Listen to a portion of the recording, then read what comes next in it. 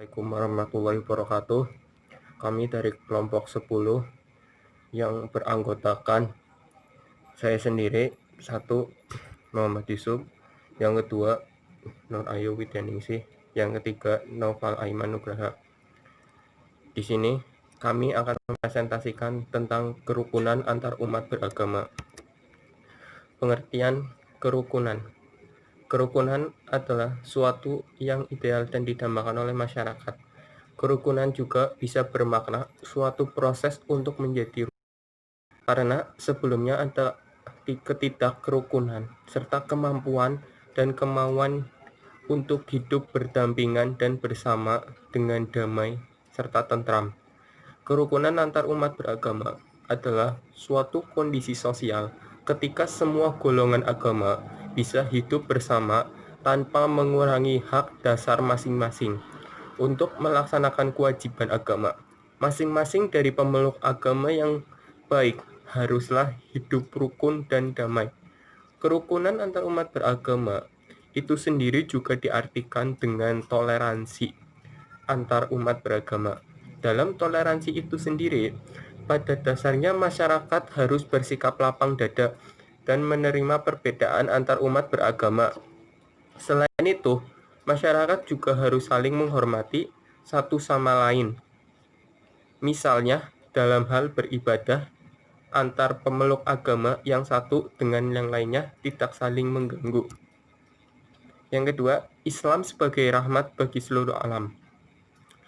Al-Quran memberikan isyarat dua macam rahmat, yaitu rahmat umum bagi semesta dan rahmat khusus bagi kaum mukminin. Agama Islam merupakan rahmat bagi alam semesta. Harus dikatakan bahwa Islam membuka jalan kepada hidayah dan membawa manusia untuk mencapai kebahagiaan di dunia dan akhirat. Agama Islam merupakan agama rahmat, tetapi bukan berarti bahwa agama-agama sebelumnya dan para nabi ulul azmi sebelumnya bukan merupakan rahmat bagi alam semesta. Islam adalah rahmat bagi semesta alam. Islam diturunkan untuk membawa kebaikan, kedamaian, keselamatan bagi seluruh penduduk bumi. Islam adalah agama yang cinta damai dan memberi kebaikan atas segala permasalahan di muka bumi ini. Faktor yang menjadikan Islam rahmat bagi semesta alam. Yang pertama, manusia diciptakan oleh Allah di muka bumi, salah satunya adalah sebagai khalifah. Yang kedua, Islam adalah agama yang cinta damai. Yang ketiga, Islam menjadi solusi atas segala persoalan makhluk di muka bumi. Islam adalah agama yang komprehensif, mengatur segala macam permasalahan kehidupan. Yang keempat, rahmat dapat diartikan dengan kasih sayang. Jadi, diutusnya Nabi Muhammad adalah bentuk kasih sayang Allah kepada seluruh manusia. Bentuk-bentuk kerahmatan Allah dalam ajaran Islam. Yang pertama, Islam menunjuki manusia jalan hidup yang benar. Yang kedua, Islam memberikan kebebasan kepada manusia untuk menggunakan potensi yang diberikan Allah secara bertanggung jawab. Yang ketiga, Islam menghargai dan menghormati semua manusia sebagai hamba Allah, baik yang muslim maupun yang non-muslim. Yang terakhir, Islam mengatur pemanfaatan alam secara baik dan proporsional.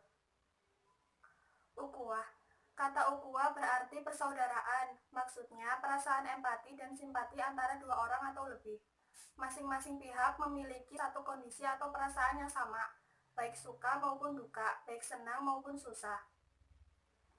Persaudaraan sesama muslim berarti hendaknya antara muslim yang satu dengan yang lainnya saling menghormati, saling membantu, saling menghargai, masing-masing sebagai sifat dasar kemanusiaan, seperti perbedaan pemikiran, sehingga tidak menjadi penghalang untuk saling membantu dan menolong, karena di antara mereka diikat oleh satu keyakinan dan jalan hidup, yaitu Islam. Ada 3 macam ukhuwah yang harus dijalin dalam kehidupan manusia. Yang pertama, ukhuwah Islamiyah, persaudaraan yang berlaku antara sesama umat Islam atau persaudaraan yang diikat oleh akidah atau keimanan, tanpa harus membedakan golongan. Sesama akidahnya, la ilaha illallah, maka itu adalah saudara kita dan harus kita jalin dengan sebaik-baiknya. Dua, ukhuwah Insaniyah atau Basyariah, persaudaraan yang berlaku pada semua manusia secara universal tanpa membedakan agama, suku, ras, dan aspek-aspek kekhususan lainnya. Jika insaniyah tidak dilandasi ajaran agama, keimanan, dan ketakwaan, yang akan muncul adalah jiwa kebinatangan yang penuh keserakahan dan tak kenal halal haram, bahkan dapat bersikap kanibal terhadap sesamanya. Yang terakhir, ukhuwah watoniyah, persaudaraan yang diikat oleh jiwa nasionalisme atau jiwa kebangsaan tanpa membedakan agama, suku, ras, warna kulit, adat istiadat, budaya, dan aspek-aspek kekhususan lainnya. Semuanya itu adalah saudara yang perlu untuk dijalin, karena kita sama-sama satu bangsa, yaitu Indonesia. Kemudian hal yang harus dihindari agar ukhuwah Islamiyah tetap terjaga. Yang pertama, memperolok-olokan baik antar individu maupun antar kelompok, baik dengan kata-kata maupun dengan bahasa isyarat, karena hal ini dapat menimbulkan rasa sakit hati, kemarahan, dan permusuhan. Yang kedua, mencaci atau menghina orang lain dengan kata-kata yang menyakitkan. Yang ketiga, memanggil orang lain dengan panggilan gelar-gelar yang tidak disukai. Yang keempat, berburuk sangka. Ini merupakan sikap yang bermula dari iri hati. Akibatnya ia berburuk sangka bila seseorang mendapatkan kenikmatan atau keberhasilan. Yang kelima, mencari-cari kesalahan orang lain. Kemudian nilai-nilai Islam dalam masyarakat multikultural. Pendidikan yang berorientasi pada manusia, kebersamaan, dan kedamaian untuk mengembangkan prinsip demokrasi, kesetaraan, dan keadilan dalam kehidupan masyarakat. Untuk mengembangkan orientasi hidup kepada manusia, kebersamaan, dan kedamaian di tengah-tengah masyarakat yang majemuk diperlukan sikap sosial yang positif. Nilai-nilai multikultural dalam perspektif Barat bersumber dari filsafat dan bertumbuh pada hak-hak asasi manusia, maka nilai-nilai multikultural dalam perspektif Islam bersumber dari wahyu. Sekian dari kelompok kami. Bila ada kesalahan, mohon maaf. Wabillahi taufiq wal hidayah. Wassalamualaikum warahmatullahi wabarakatuh.